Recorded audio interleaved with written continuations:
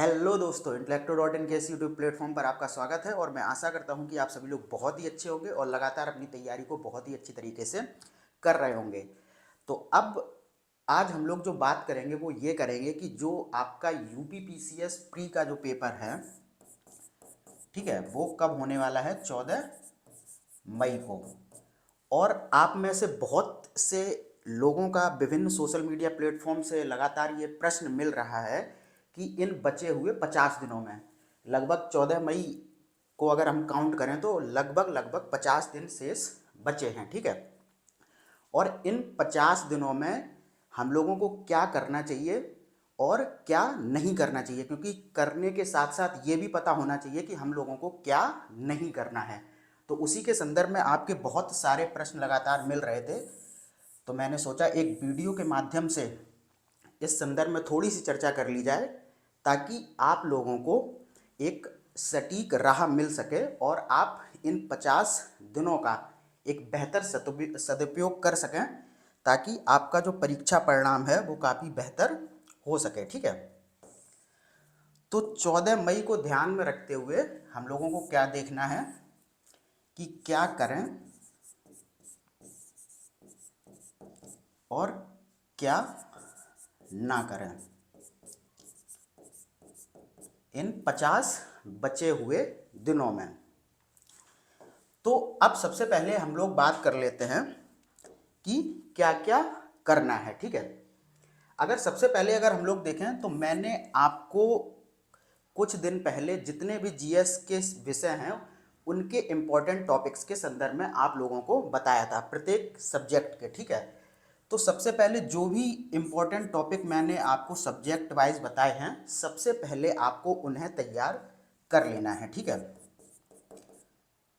किसी भी हाल में इन इम्पोर्टेंट टॉपिक्स को आपको छोड़ना नहीं है, क्योंकि ये वो टॉपिक्स हैं जहाँ से कि आयोग लगातार प्रश्न पूछता रहा है और प्रश्न पूछे जाने की पूरी संभावना वहाँ से बनी रहती है। उसके बाद दूसरा जो सबसे इम्पोर्टेंट था वो मैंने आपको बताया था पीवाईक्यू, यानी कि प्रीवियस ईयर क्वेश्चन, यानी कि विगत वर्षों के जो प्रश्न आयोग में पूछे गए हैं उनको आपको बहुत अच्छी तरीके से तैयार करना है। साथ में जो उनकी व्याख्या है उसको भी बहुत अच्छी तरीके से पढ़ना है। उसके बाद तीसरी जो चीज़ थी वो थी करंट अफेयर्स।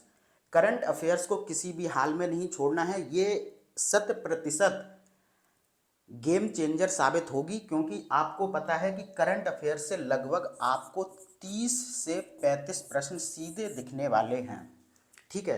अब आप खुद देख के चलिए कि 150 क्वेश्चन में अगर आपको 30 से 35 प्रश्न सिर्फ करंट अफेयर्स के होंगे तो ये कितना बड़ा गेम चेंजर साबित होने वाला है, ठीक है। तो ये हो गया, करंट अफेयर्स को आपको किसी भी हालत में छोड़ना नहीं है। उसके बाद क्या है कि जो भी आपके एक इम्पॉर्टेंट टॉपिक्स हो गया, प्रीवियस ईयर क्वेश्चन हो गया, करंट अफेयर्स हो गया, इन सबको करने के बाद क्या बचता है? एक बढ़िया टेस्ट सीरीज।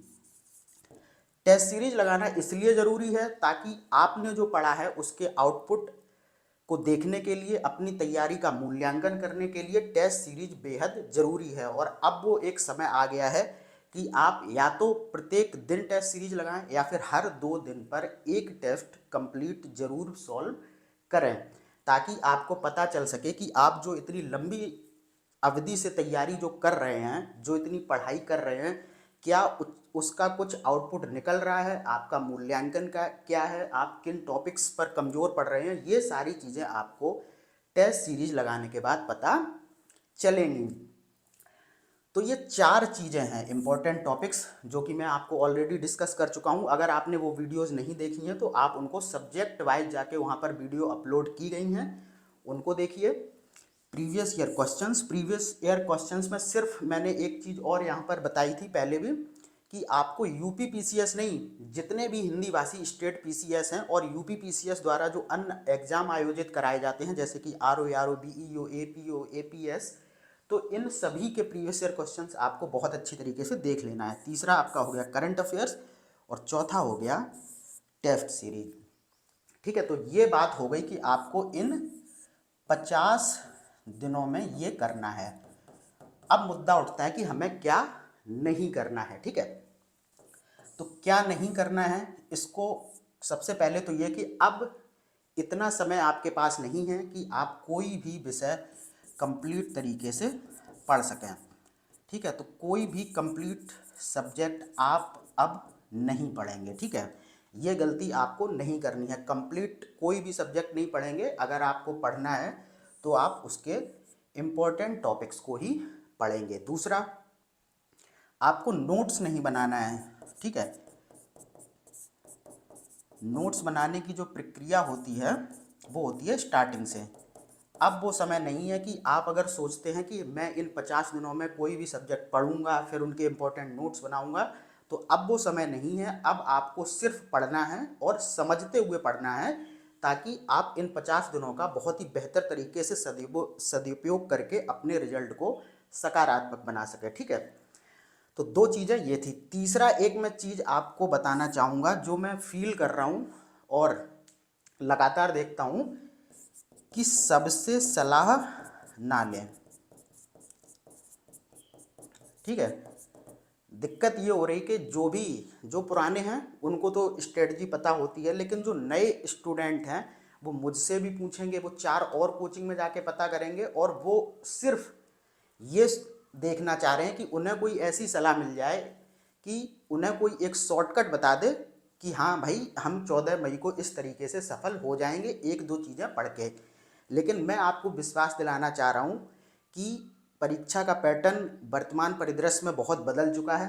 ठीक है, ये 2015 या 2014 का समय नहीं है कि सिर्फ हम एक किताब घटना चक्र पढ़ के चले गए और हमारा प्री क्वालिफाई हो गया।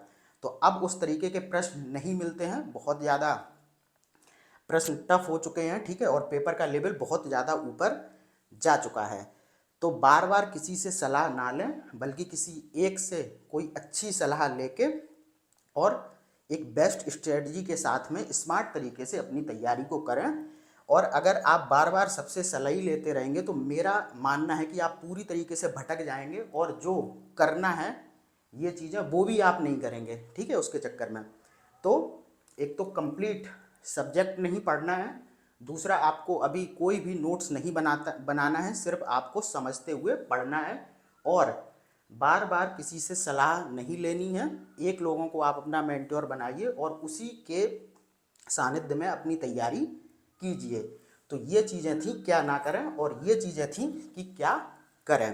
तो आई होप आपको ये चीज़ें समझ में आई होंगी, और अगर आप स्मार्ट तरीके से इन चीज़ों पर वर्क करेंगे तो मैं गारंटी देता हूँ कि अगर आप इतना सब कुछ कर लें तो आपका जो यूपीपीसीएस प्री है वो किसी भी तरीके से रुकेगा नहीं। ठीक है, तो फिर मिलते हैं अगली वीडियो में। तब तक आप लोग बहुत अच्छी तरीके से लगातार तैयारी करते रहिए। ठीक है, धन्यवाद।